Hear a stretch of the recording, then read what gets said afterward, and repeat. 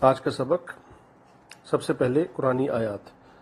اعوذ باللہ السمیع العلیم من الشیطان الرجیم هو اللہ الذی لا الہ الا هو عالم الغیب والشہادہ هو الرحمن الرحیم هو اللہ الذی لا الہ الا هو الملک القدوس السلام المؤمن المہیمن العزیز الجبار المتکبر سبحان اللہ عما یشرکون هو اللہ الخالق البارئ المصور له الاسماء الحسنى یسبح له ما فی السماوات والارض وهو العزیز الحکیم۔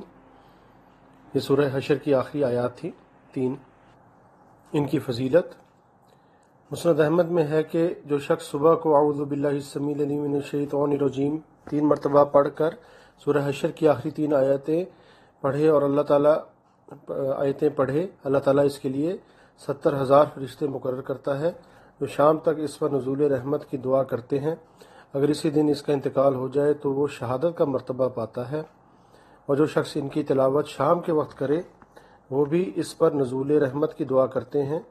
اگر وہ اسی رات انتقال کر جائے تو شہادت کا درجہ حاصل کرتا ہے۔ آج کی حدیث، ہر بیماری کی دوا موجود ہے۔ نبی کریم صلی اللہ علیہ وآلہ وسلم نے ارشاد فرمایا کہ اللہ تعالیٰ نے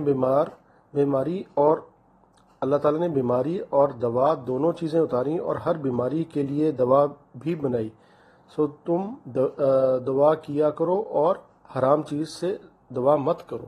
ابو داؤد شریف۔ آج کی سنتیں وضو کے متعلق ہیں۔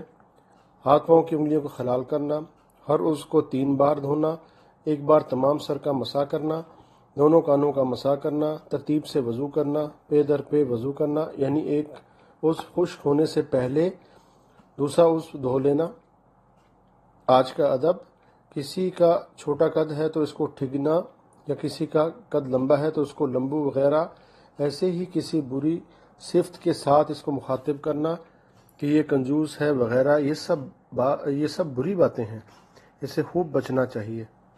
آج کی معلومات۔ سب سے پہلے حضرت آدم علیہ السلام کو روئے زمین پر ہندوستان کے مقام دھنا میں اتارا گیا۔